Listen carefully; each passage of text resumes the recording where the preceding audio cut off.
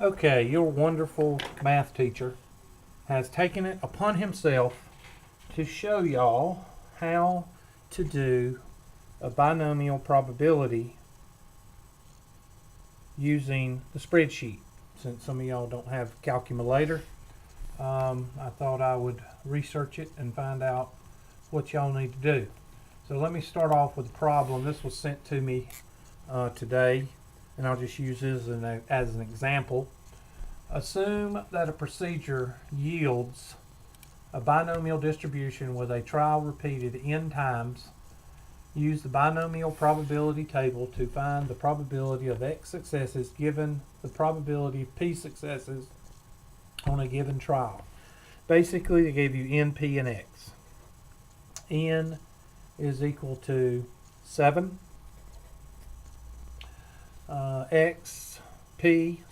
Is equal to 0.8. And x is equal to 7. Now, it will be given to you like this, but it won't be in the same order. Now, if you punch it in the calculator, just remember, the calculator wants it in terms of n, p, and x, and it'll spit out the answer. Okay, if you're using a calculator TI-83 or above, you need to type in n, p, and x. If you are using the Excel spreadsheet, it's a little bit different, and I finally figured out what the cumulative means. If you're using Excel,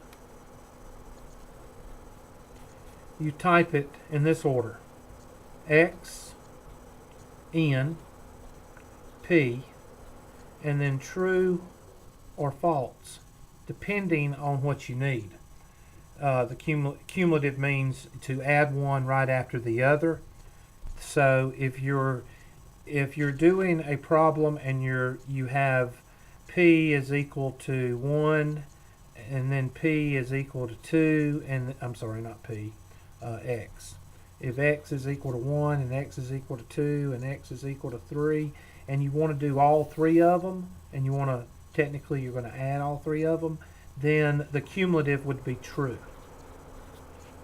Not going to do too many of those, but if you have one that says like this one, and you just have one x, then it would be false. You're not adding up the x's. Like, what if you did it 7 times and 6 times and less than 7 times? If it was less than 7 times, then you'd have to add 7 plus 6, or less than or equal to 7 times. 7 plus 6 plus 5 plus 4 plus 3 plus 2 plus 1 plus 0. That would be cumulative, so that would be true. So we don't do a lot of those. We do some of them, but most of the time, if you're given 1x, if you're just given 1x, like x is equal to 0.7, or 7, sorry, then your cumulative will be false.